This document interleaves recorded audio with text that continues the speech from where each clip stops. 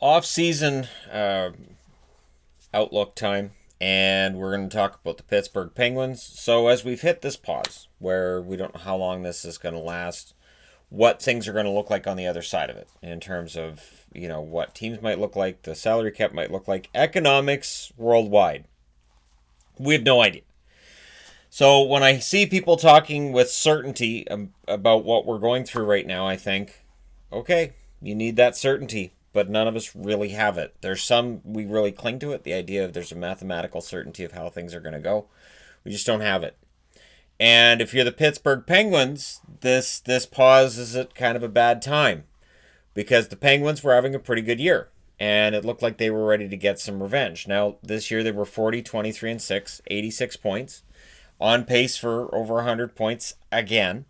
And they had 100 points last year, 44, 26 and 12, 100 points exactly. They lost, of course, in round 1, got swept.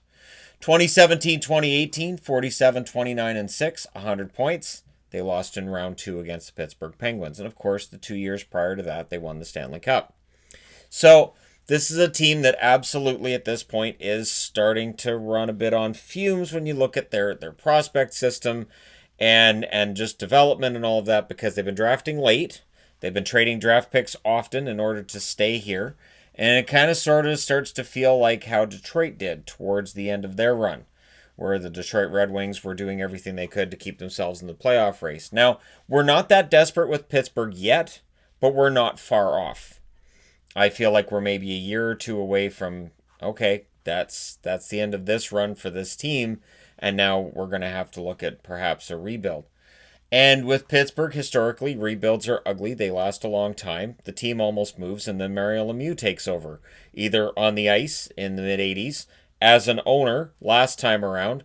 And so I assume he's going to come out of retirement again to save the team the next time they're in some kind of financial difficulty. He's a walking Hollywood movie. So with the Penguins, when it comes to their finances, they're not in a bad spot. They're not in a bad spot because neither Malkin nor Crosby have a salary that is prohibitive. And Crosby, for all the talk about how generous Crosby was with his money and he didn't demand a bunch, well, Crosby got a lot of money for what was being provided at the time.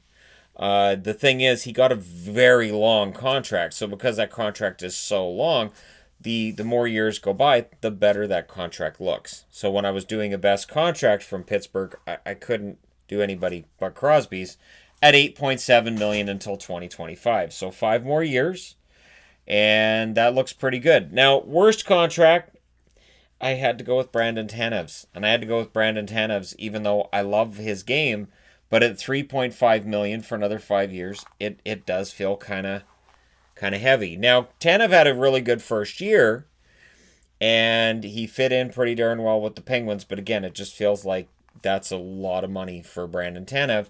But again, we could end up being proven wrong. Pittsburgh Penguins have been proving me wrong since 1991, so why not prove me wrong again now? Now, with unrestricted free agents, Connor Sherry shows up. I would think if he wants to stay in Pittsburgh and they want to keep him, no problem. They can figure out some kind of a deal to keep him, probably for not that much money. And I'm speaking relatively. Patrick Marleau's a pure rental. I would think this is his last year. I don't think he necessarily keeps this up to try to catch Gordie Howe's all-time games played record. But Marleau, if he wants to come back next year, it's going to be dicey if he wants to stay in California with his family. I don't know that any of the 3 California teams would be giving him a call. Now, there are other teams that would definitely call him. Will it be Pittsburgh? Justin Schultz, injury-riddled year for him this year. He was one of my favorite defensemen a couple of years ago. I still think the talent's there. I think that he'll find it again, and I don't know what he's worth. Because of the injury-riddled season he's been having, I don't know what his value is. I really don't. So I don't know how much money it's going to take. Now, the Penguins are at $68.3 million spent for next year, according to Cap Friendly. And, of course, we have no way of knowing what the cap's going to be. Again, there is no certainty of what's going to happen. So we talk about things like, well, they could do buyouts. Yeah, they could. They could have balloons drop at the start and at the end of every single game. They could give us all $20 just for showing up. Like, anything could happen right now. So the idea that 68.3 million, they'd have 16 million under the 84 million dollars projected, that projection's kind of gone out the window. So when we look at it, $68.3 million is better than some other teams are in terms of finances for next year. But restricted free agents, this is where things get kind of, again, it's going to be interesting to see how they navigate this, keep the team under the cap, keep the team competitive, and manage to stay in a contending position so that Crosby and Malkin have a chance at one last run at a Stanley Cup. Probably one last run, right? Evan Rodriguez is a restricted free agent this summer. The interesting thing is all of their prominent restricted free agents all have arbitration rates. So if you don't get a contract done with them before an arbitration date, an arbitrator can sit down and go, and I'm going to give you this amount. Teams don't like it because it doesn't give them any certainty in terms of what they're going to pay the player. And teams and players both don't like it because they don't like to sit in front of an arbitrator and argue why my boss is cheap and why this player isn't worth what he thinks he is. Arbitration is ugly. Avoid it at all costs. Pittsburgh's going to have a long summer. And by which I mean it could be a very short, contracted summer by way of whatever happens with this season and then the summer's free agency and all that other wonderful stuff. Jared McCann, yep, restricted free agent this summer. How much is he worth? Dominic Simone, restricted free agent this summer. How much is he worth? Suddenly that $68.3 million spent, it starts to climb pretty quick. UC Ricola's not going to get a big raise, but both goaltenders, Matt Murray and Tristan Jarry. So if you believe that Jarry should be the starter and he's going to be great, then you give Jarry a nice fat contract for 4 years. I would guess 4 years. If you think Matt Murray can recover and he's going to be the guy, you sit him down and you give him a 4-year contract. But if you give both of them 4-year contracts, that $68 million is going to become a much higher number very, very quickly. What is done with the goaltending is likely going to decide how this team looks going forward and whether or not they are still a contender. My concern with Jarry is simple. We have a pretty good season out of him this year. We don't have a really big resume with him to say whether or not he is going to be a top-notch starter in the league.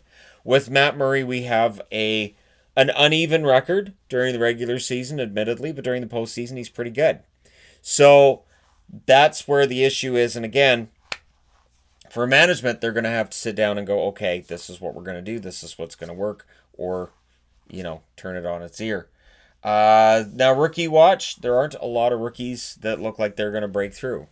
Now, they don't need a lot of rookies to break through. The biggest problem with the Penguins, though, is that top-notch talent. Now, Samuel Poulin is one of those top-notch talents, and he likely will push for a job this coming fall. But Samuel Poulin is an uncertainty. Pierre-Olivier Joseph is another one. He came over in a trade, and so they're going to want to see what he can do. He came over in the Kessel trade. They're going to want to see what he can do. If he can push for a spot, especially if Schultz leaves, then they're okay. But again, I don't know that he can necessarily replace Schultz. Kalen Addison, there was talk about him pushing for a job as soon as this coming season. It likely happens, I would think. And Philip Hollander. So, again, the problem with Pittsburgh right now is there's always young guys coming in. Sam Lafferty coming in this year is a good example of that. But it's that top-end talent. It's that top-notch blue-chip prospect that they really haven't had in a while. So, Pittsburgh's got some questions to answer this summer. Now, I mean, they can get creative, but again, if they decide to keep Sherry, you've got to think Sherry's going to be, at least $2.5 million. So that'll take you up to 70, almost 71. And then again, you're not going to want to lose McCann. You're not going to want to lose both Murray and Jarry. You're going to want to hold on to them. And it's going to cost you money. You have to think Matt Murray would be $4 million. I would say $4 million base. Maybe $5. Keep looking over there at Bobrovsky and what Price are making. And can you argue that Murray, with a couple of Stanley Cup rings, is worth more money? And again, with Jarry, you have to decide, so is the guy we saw in the first half of the season, Tristan Jarry, is that the guy we're going to get?